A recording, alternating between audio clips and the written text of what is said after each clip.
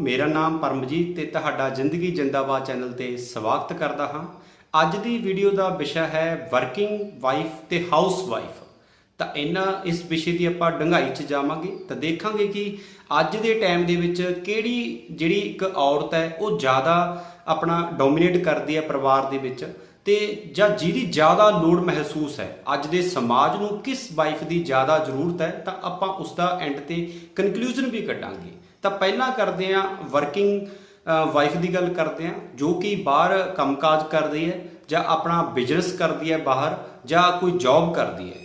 तो उसकी अजकल डिमांड ज़्यादा है। कोई भी जॉब करता है तो उन्होंने ये होंदा है कि मेरी जो वाइफ होवे वो भी कोई सरकारी प्राइवेट कोई ना कोई जॉब करती होवे, क्योंकि अज के टाइम दे विच हर एक दी जिहड़ियां जरूरतां ने वो बहुत बढ़ चुकियां ने। एक बेसिक नीड्स होंदियां सी किसी समय पहला, पर हुण जिहड़ा बेसिक नीड दे विच भी एक लग्जरी लाइफ आ गई है। तो जी लग्जरी लाइफ तो एक बेसिक है वो ज़्यादा कोई अंतर नहीं रहा, जिस करके पैसे की जी लोड़ है इंपोर्टेंस है वो दिनों दिन वध रही है। तो आप एक यहो जी दौड़ दे विच शामिल हो चुके हैं कि जिथे आप रुक नहीं सकते, आप दूर खड़ नहीं सकते, आपू वो दौड़ दे विच भजना पऊगा, क्योंकि वो अपनी स्टेटस का सवाल है, वो अपने शौक का सवाल है, वो एक लग्जरी लाइफ का सवाल है। तो इस दे लई जिहड़ी एक अज दी वाइफ की नीड है तो वो वर्किंग वाइफ की जरूरत है। सारे ये समझते हैं कि मेरी जो वाइफ होवे वो वर्किंग वाइफ होवे ते उसकी जिहड़ी समाज दे विच रिस्पैक्ट है वो दूजी वाइफ नालों बहुत ज़्यादा होंदी है, क्योंकि वो बाहरों पैसा कमा के लियाउंदी है तो वो परिवार दे विच भी डोमीनेट करती है। वो अपने राइट्स जिहड़े वो सारे अपने अधिकार लैंदी है, क्योंकि जिहदे कोल माया है उहदा ही ये सारा जाया है, उहदी ही सारी दुनिया हुंदी है जिहदे कोल पैसा हुंदा है। तो जी आर्थिक तौर पर मजबूत औरत है वो अपने शौक पूरे करती है, अपने परिवार को जिस अकॉर्डिंग चलाना है उस अकॉर्डिंग चलाती है, अपने रिश्ते जिस तरीके नाल मैनेज करने ने उस तरीके नाल मैनेज करती है। जानी कि जिहड़ा उहदे पूरे आपां जे निचोड़ कड्ढीए वो आर्थिक तौर पर स्ट्रोंग रहिंदी है ते उहनूं उस कारण उहदी फ्रीडम जिहड़ी हुंदी है वो भी मिलती है। पर जे इसदियां कमियां दी गल करिए तां कमियां दे विच पहले नंबर ते यही आ जांदा कि परिवारक जिहड़े रिश्ते हुंदे ने वो पैसों के हिसाब नाल चलते हैं। कई बार वाइफ वध कमाउंदी है तो हसबैंड से ज़्यादा डोमीनेट करती है, आपदे परिवार नूं जां आपदा सस सहुरा जां आपदे होर जिहड़े भी रिश्तेदार आ रहे हैं उन्हां नूं वो उस नज़र नाल देखदी है। तो जिहड़ियां दूजियां औरतां ने दूजे रिश्तिਆਂ ਦੇ ਵਿੱਚ ने ਉਹਨੂੰ भी वो बेलड़ लगन लग जाते हैं, जिवें कि एक मर्द की साइकी हुंदी है एक जेंट्स की साइकी हुंदी है। जिवें वो इकल्ला जे पैसे कमाਉਂਦਾ ਹੋਵੇ ਤਾਂ ਉਹ ਸਾਰੇ ਪਰਿਵਾਰ ਤੇ ਡੋਮੀਨੇਟ ਕਰਦਾ है। ਜਿਹੜੀਆਂ ਉਸ ਦੇ ਵਿੱਚ ਕਮੀਆਂ ਆ ਜਾਂਦੀਆਂ ਨੇ ਕਿ ਉਹ ਰਿਲੇਸ਼ਨ ਨੇ ਜਿਹੜਾ ਉਹ ਪੈਸੇ ਤੇ ਦੇਖਣ ਲੱਗ ਜਾਂਦਾ ਕਿ ਯਾਰ ਆਹ ਰਿਸ਼ਤੇਦਾਰ ਕੋਲ ਤਾਂ ਪੈਸਾ ਨਹੀਂ ਹੈਗਾ, ਇਹ ਨਹੀਂ ਤਾਂ ਪੈਸੇ ਹੀ ਮੰਗਣੇ ਹੋਣੇ, ਮੈਂ ਨਹੀਂ ਵਰਤਦਾ। ਤਾਂ ਉਹੀ ਜੀ ਸਾਈਕੀ ਇੱਕ ਕੰਮਕਾਜੀ ਔਰਤ ਦੀ ਬਣ ਜਾਂਦੀ ਹੈ। ਤਾਂ ਜੋ ਕਿ ਉਹਦਾ ਨੈਗੇਟਿਵ ਪੁਆਇੰਟ ਹੈ। ਪੋਜ਼ਿਟਿਵ ਪੁਆਇੰਟ ਇਹੀ ਹੈ कि वो आर्थिक तौर पर मजबूत होंदी है, आपदे शौक पूरे करती है। पर कई बार यही चीज़ां ਉਹਦੇ रिलेशन ਦੇ ਵਿੱਚ ਅੜਿੱਕਾ भी ਬਣਦੀਆਂ ਨੇ। और सब तो ਵੱਡੀ ਜਿਹੜੀ कमी है वो ये है कि बच्चे नूं प्रॉपर टाइम नहीं मिलता, क्योंकि अपने जिहड़ा समाज दे विच अजे तक वो चीज़ नहीं आई जिहड़ी की एंड का फिल्म दे विच दिखाई गई सी कि जेंट्स घर दे विच बच्चा जां घर नूं चलाउंदा है ते औरत पैसे लिआउंदी है बाहरों कमा के। तो वो चीज़ अपनी नहीं, तो उहदे नाल की है बच्चा सफ़र करता है जे औरत भी काम करती है तो मर्द भी काम करता है। तो हुण आपां दूजी गल करते हैं कि जिहड़ी हाउस वाइफ है, तो हाउस वाइफ एक घर का मजबूत पिलर हुंदा है मेरे अकॉर्डिंग, पर उसनूं जिहड़ी समाज दे विच बनदी रिस्पैक्ट नहीं मिलती। क्योंकि एक बंदा मान लो एग्जाम्पल लैने सौखी जी कि खेत दे विच जेंट्स काम करता है और औरत उसके लिए रोटियां घर बनाउंदी है, तो रोटियां की कोई कीमत नहीं है। वो काम एक इदां दा समझिया जांदा कि फ्री का काम है, इहदे विच तां कोई पैसा नहीं आ रहा। तो उस ही काम की वैल्यू मन्नी जाती है जिस दे नाल कोई पैसा आवे, चाहे वो रोटियां होटल खोल ले उत्थे रोटियां बनावे तो उसकी वैल्यू होगी।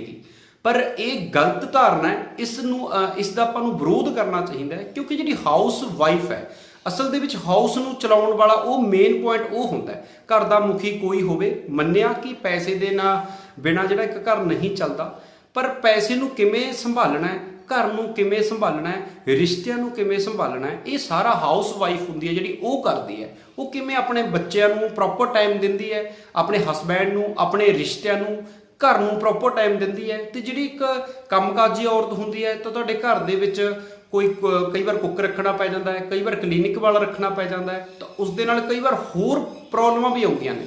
ਕੋਈ मतलब ਉਹ ਆਪਾਂ ਜ਼ਿਆਦਾ ਡੈਪਥ 'ਚ ਨਹੀਂ ਜਾਵਾਂਗੇ ਕਿ ਕਿਸ ਤਰ੍ਹਾਂ ਦੀਆਂ ਪ੍ਰੋਬਲਮ ਆਉਂਦੀਆਂ ਨੇ, ਪਰ ਉਹ ਸਾਰਾ ਇੱਕ ਔਰਤ ਸੰਭਾਲਦੀ ਹੈ ਜਿਹੜੀ ਹਾਊਸ ਵਾਈਫ ਹੁੰਦੀ ਹੈ। ਪਰ ਉਹਦੀ ਮੇਨ ਕਮੀ ਕਿ ਇੱਕ ਤਾਂ ਉਹ ਆਰਥਿਕ ਤੌਰ ਤੇ ਮਜ਼ਬੂਤ ਨਹੀਂ ਹੁੰਦੀ, ਉਹਨੂੰ ਕਿਸੇ ਨਾ ਕਿਸੇ ਤੋਂ ਮੰਗਣੇ ਪੈਂਦੇ ਨੇ, ਜੋ ਕਿ ਗਲਤ ਗੱਲ ਹੈ। ਮੈਨੂੰ ਲੱਗਦਾ ਕਿ ਉਹਦਾ ਘਰ ਦੇ ਵਿੱਚ ਪ੍ਰੋਪਰ ਰਾਈਟ ਹੁੰਦਾ ਹੈ, ਉਹ ਆਪਣੇ ਜਿਹੜੀ ਕੰਮ ਦੀ ਜੇ ਉਹ ਤਨਖਾਹ ਲਵੇ ਘਰਦਿਆਂ ਤੋਂ ਤਾਂ ਉਹਦੀ ਤਨਖਾਹ ਇੱਕ ਕੰਮਕਾਜੀ ਔਰਤ ਤੋਂ ਦੁੱਗਣੀ ਬਣ ਜਾਏਗੀ, ਕਿਉਂਕਿ ਉਹ ਘੱਟੋ ਘੱਟ 5-6 ਤਰ੍ਹਾਂ ਦੇ ਕੰਮ ਆਪਣੇ ਘਰ ਦੇ ਵਿੱਚ ਕਰਦੀ ਹੈ।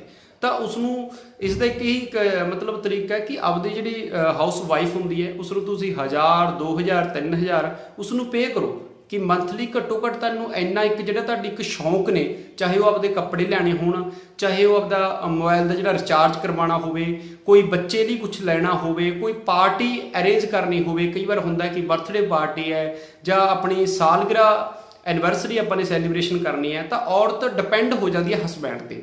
ਤਾਂ ਮੈਨੂੰ ਲੱਗਦਾ ਕਿ 2-3 ਹਜ਼ਾਰ ਇੱਕ ਘਰ ਦੇ ਵਿੱਚ ਜਾਂ ਜਿੰਨੀ ਕੁ ਵੀ ਇੱਕ ਆਪਣੀ ਕਪੈਸਿਟੀ ਹੁੰਦੀ ਹੈ, ਚਾਹੇ 500 ਰੁਪਏ ਦੀ ਹੋਵੇ, ਤਾਂ ਤੁਸੀਂ ਆਪਣੀ ਵਾਈਫ ਨੂੰ ਜ਼ਰੂਰ ਦਿਓ ਜੋ ਹਾਊਸ ਵਾਈਫ ਹੈ, ਔਰ ਉਸਦੇ ਕੰਮ ਨੂੰ ਤੁਸੀਂ ਸਲਾਮ ਵੀ ਕਰੋ ਕਿ ਤੁਸੀਂ ਸਾਰਾ ਘਰ ਨੂੰ ਸੰਭਾਲ ਰਹੇ ਹੋ।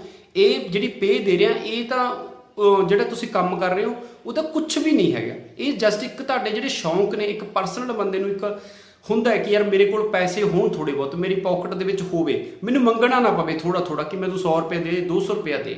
ਤਾਂ ਮੈਨੂੰ ਲੱਗਦਾ ਕਿ ਇਸ ਤਰੀਕੇ ਨਾਲ ਤੁਸੀਂ ਉਸ ਚੀਜ਼ ਦਾ ਸੋਲੂਸ਼ਨ ਕਰ ਸਕਦੇ ਹੋ। ਬਾਕੀ ਜਿਹੜੀ ਹਾਊਸ ਵਾਈਫ ਹੁੰਦੀ ਹੈ ਉਹ ਆਪਣੇ ਬੱਚਿਆਂ ਨੂੰ ਪ੍ਰੋਪਰ ਟਾਈਮ ਦਿੰਦੀ ਹੈ, ਜੋ ਕਿ ਅੱਜ ਦੇ ਸਮੇਂ ਦੇ ਵਿੱਚ ਬਹੁਤ ਜ਼ਿਆਦਾ ਨੀਡ ਹੈ, ਕਿਉਂਕਿ ਬੱਚੇ ਜਿਹੜੇ ਆਂਢ ਗੁਆਂਢ 'ਚ ਉਹਨਾਂ ਖੇਡਣ ਨਹੀਂ ਜਾਂਦੇ ਜਿਵੇਂ ਕਿ ਪਹਿਲਾਂ ਦਾ ਦੌਰ ਹੁੰਦਾ ਸੀ, ਜਾਂ ਘਰ ਦੇ ਵਿੱਚ ਇੱਕ ਜੁਆਇੰਟ ਫੈਮਿਲੀ ਹੁੰਦੀ ਸੀ ਤਾਂ ਪ੍ਰੋਪਰ ਬੱਚਿਆਂ ਨੂੰ ਟਾਈਮ ਮਿਲਦਾ ਸੀ। ਅੱਜ ਦੇ ਟਾਈਮ ਦੇ ਵਿੱਚ ਨਿਊਕਲੀਅਰ ਫੈਮਲੀਆਂ ਨੇ ਤਾਂ ਬੱਚਿਆਂ ਦੀ ਕੇਅਰ ਕਰਨ ਦੇ ਲਈ ਕੋਈ ਹੁੰਦਾ ਨਹੀਂ ਹੈਗਾ। ਤਾਂ ਕਈ ਵਾਰ ਜਿਹੜੇ ਵੱਡੀ ਜੌਬ ਕਰਦੇ ਨੇ, ਕੋਈ ਅੱਛੀ ਜੌਬ ਕਰਦੇ ਨੇ, ਦੂਰ ਦਰਾਡੇ ਜੌਬ ਕਰਦੇ ਨੇ, ਤਾਂ ਉਹਨਾਂ ਨੂੰ ਤਾਂ ਕਈ ਵਾਰ ਨੈਨੀਜ਼ ਵੀ ਹਾਇਰ ਕਰਨੀਆਂ ਪੈਂਦੀਆਂ ਨੇ, ਜੋ ਕਿ ਇੱਕ ਆਪਾਂ ਕਹਿ ਸਕਦੇ ਹਾਂ ਕਿ ਆਪਸ਼ਨ ਹੈ, ਬਟ ਉਸ ਦਾ ਪ੍ਰੋਪਰ ਜਿਹੜਾ ਢੁਕਮਾ ਉਹ ਨਹੀਂ, ਉਹ ਪਿੱਲਰ ਬਣਦੀ ਹੈਗੀ। ਜਿਹੜੀ ਚੀਜ਼ ਮਾਂ ਕਰ ਸਕਦੀ ਹੈ ਉਹ ਨੈਨੀ ਨਹੀਂ ਕਰ ਸਕਦੀ। ਤਾਂ ਘਰ ਦੇ ਵਿੱਚ ਇਹ ਸਾਰੇ ਘਰ ਨੂੰ ਚਲਾਉਣ ਵਾਲੀ ਜਿਹੜੀ ਹਾਊਸ ਵਾਈਫ ਹੁੰਦੀ ਹੈ ਤਾਂ ਮੇਨ ਪਿੱਲਰ ਦਾ ਕੰਮ ਕਰਦੀ ਹੈ। ਤਾਂ ਹੁਣ ਆਪਾਂ ਥੋੜਾ ਕਨਕਲੂਜਨ ਵੱਲ ਵੱਧਦੇ ਹਾਂ, ਤਾਂ ਇਹਨਾਂ ਦੇ ਜਿਹੜੇ ਨੈਗੇਟਿਵ ਪੁਆਇੰਟ ਹੈ, ਪੋਜ਼ਿਟਿਵ ਪੁਆਇੰਟ ਹੈ, ਉਹ ਦੁਬਾਰਾ ਥੋੜਾ ਗੱਲ ਕਰਦੇ ਹਾਂ, ਔਰ ਐਂਡ ਤੇ ਮੇਰੇ ਪਰਸਨ ਜਿਹੜਾ ਓਪੀਨੀਅਨ ਹੋਊਗਾ ਤਾਂ ਮੈਂ ਉਹ ਵੀ ਜ਼ਰੂਰ ਦੱਸਾਂਗਾ ਤੁਹਾਨੂੰ। ਤਾਂ ਜਿਹੜੀ ਆਪਾਂ ਨੇ ਵਰਕਿੰਗ ਵਾਈਫ ਦੀ ਗੱਲ ਕੀਤੀ ਸੀ, ਉਹਦੇ ਵਿੱਚ ਆਪਾਂ ਨੇ ਦੋ ਜਿਹੜੇ ਉਹਦੇ ਪੋਜ਼ਿਟਿਵ ਪੁਆਇੰਟ ਕੱਢੇ ਸੀ, ਉਹ ਕਿ ਇੱਕ ਤਾਂ ਉਹ ਆਰਥਿਕ ਤੌਰ ਤੇ ਮਜ਼ਬੂਤ ਹੁੰਦੀ ਹੈ, ਤੇ ਦੂਜਾ ਉਹ ਆਪਣੇ ਫਰੀडम ਹੁੰਦੀ ਹੈ ਉਹਦੇ ਕੋਲ, ਉਹ ਆਪਣੇ ਸ਼ੌਂਕ ਪੂਰੇ ਕਰਦੀ ਹੈ।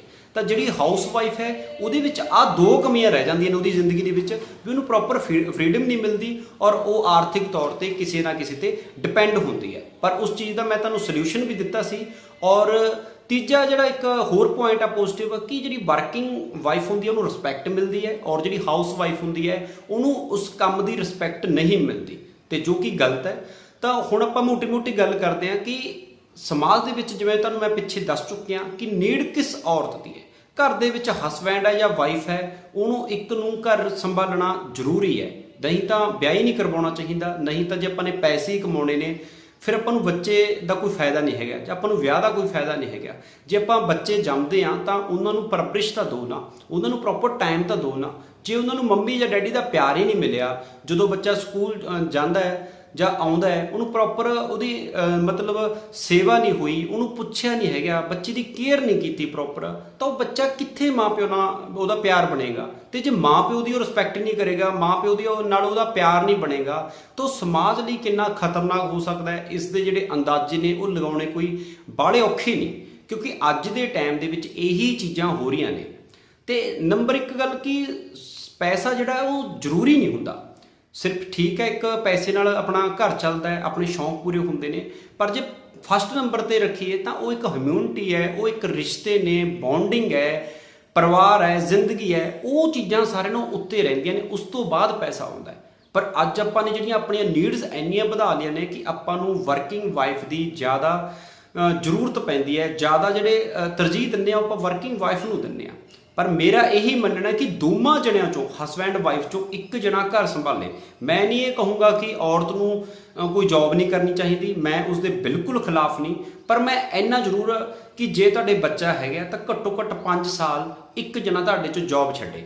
ਜਾਂ ਦੂਜੀ ਆਪਸ਼ਨ ਇਹ ਹੋ ਸਕਦੀ ਹੈ ਕਿ ਜਿੰਨਾ ਚਿਰ ਬੱਚਾ ਹੈਗਾ ਤਾਂ ਉਹਨਾਂ ਚਿਰ ਆਪਣਾ ਘਰੇ ਟਾਈਮ ਦਿਓ, ਬਾਅਦ ਦੇ ਵਿੱਚ ਜਦੋਂ ਤੁਹਾਨੂੰ ਲੱਗਦਾ ਸੈਟਿੰਗ ਹੈਗੀ ਹੈ, ਕੋਈ ਸੱਸ ਹੈਗੀ ਹੈ ਜਾਂ ਕੋਈ ਹੋਰ ਸਾਹਮਣੇ ਵਾਲਾ ਥੋੜ੍ਹਾ ਬਹੁਤ ਹੈਗਾ ਤਾਂ ਮੈਨੇਜ ਹੋ ਸਕਦਾ ਹੈ।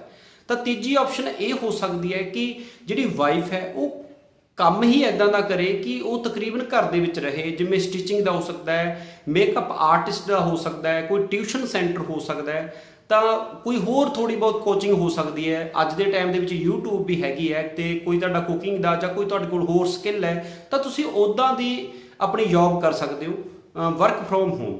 ਤਾਂ ਮੈਨੂੰ ਲੱਗਦਾ ਕਿ ਉਹ ਜ਼ਿਆਦਾ ਬੈਟਰ ਹੈ। ਪਰ ਜਿਹੜਾ ਇੱਕ ਦੌਰ ਚੱਲਿਆ ਹੋਇਆ ਹੈ ਕਿ ਦੋਏ ਹੀ ਜੈਂਟਸ ਔਰ ਜਿਹੜੇ ਫੀਮੇਲ ਔਰ ਮੇਲ ਦੋਨੋਂ ਹੀ ਕੰਮ ਕਰ ਰਹੇ ਨੇ, ਵਾਈਫ ਔਰ ਹਸਬੈਂਡ ਦੋਨੋਂ ਹੀ ਕੰਮ ਕਰ ਰਹੇ ਨੇ, ਉਹਦੇ ਜਿਹੜੇ ਨੁਕਸਾਨ ਨੇ ਉਹ ਬਹੁਤ ਜ਼ਿਆਦਾ ਨੇ। ਮੈਂ ਦੁਬਾਰਾ ਫਿਰ ਕਹਿ ਰਿਹਾ ਕਿ ਮੈਂ ਬਿਲਕੁਲ ਨਹੀਂ ਕਹਿੰਦਾ ਕਿ ਵਾਈਫ ਨੂੰ ਜੌਬ ਨਾ ਕਰਵਾਓ, ਔਰਤ ਦੀ ਜੌਬ ਦੇ ਖਿਲਾਫ ਆ, ਪਰ ਮੈਂ ਚਾਹੁੰਦਾ ਵੀ ਜੇ ਪਰਿਵਾਰ ਬਣਦਾ ਹੈ, ਜਦੋਂ ਤੁਸੀਂ ਵਿਆਹ ਕਰਵਾਉਂਦੇ ਹੋ ਤਾਂ ਤੁਹਾਨੂੰ ਟਾਈਮ ਹੈ ਜਿਹੜਾ ਫੈਮਿਲੀ ਨੂੰ ਦੇਣਾ ਚਾਹੀਦਾ ਹੈ, ਚਾਹੇ ਉਹ ਹਸਬੈਂਡ ਦੇਵੇ ਚਾਹੇ ਉਹ ਵਾਈਫ ਦੇਵੇ। ਤਾਂ ਮੇਰੀ ਸਿੰਪਲ ਇੰਨੀ ਕੁ ਗੁਜ਼ਾਰਿਸ਼ ਹੈ।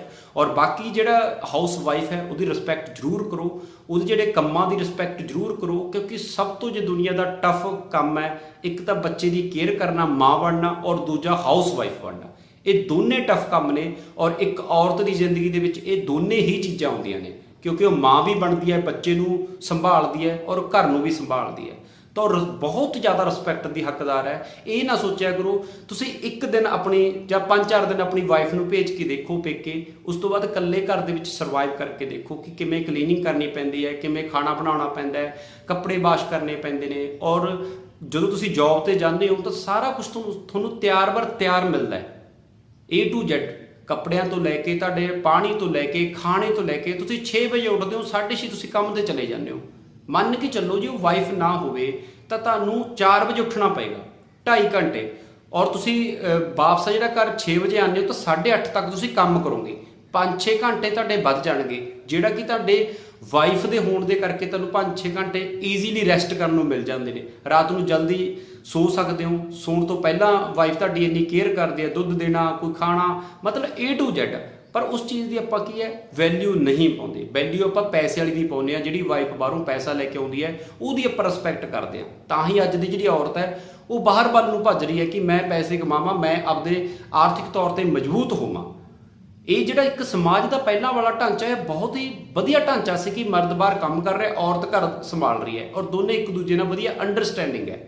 ਪਰ ਜਦੋਂ ਔਰਤ ਨੂੰ ਦਬਾਇਆ ਗਿਆ ਤਾਂ ਉਹ ਉੱਠੀ, ਉਹ ਬਾਹਰ ਨਿਕਲੀ, ਤੇ ਹੁਣ ਦੋਨਾਂ ਲਈ ਮੁਸ਼ਕਲਾਂ ਨੇ, ਕਿਉਂਕਿ ਹਸਬੈਂਡ ਵਾਈਫ ਦੋਨੋਂ ਜੌਬ ਤਾਂ ਕਰ ਰਹੇ ਨੇ, ਪੈਸੇ ਵੀ ਆ ਰਹੇ ਨੇ, ਪਰ ਉਹਨਾਂ ਦੇ ਆਪਸ ਦਾ ਜਿਹੜਾ ਰਿਲੇਸ਼ਨ ਹੈ ਉਹ ਨਹੀਂ ਅੱਛਾ ਹੈਗਾ, ਕਿਉਂਕਿ ਟਾਈਮ ਹੀ ਨਹੀਂ ਦੇ ਪਾਉਂਦੇ। ਦੋਨੋਂ ਜੌਬ ਕਰਦੇ ਨੇ, ਥੱਕ ਹਾਰ ਕੇ ਆਉਂਦੇ ਨੇ, ਫਿਰ ਲੜਾਈ ਹੋ ਜਾਂਦੀ ਹੈ ਕਿ ਮੇਰੇ ਤੋਂ ਖਾਣਾ ਨਹੀਂ ਬਣਦਾ, ਬਾਹਰ ਖਾ ਜਾਂਦੇ ਆ।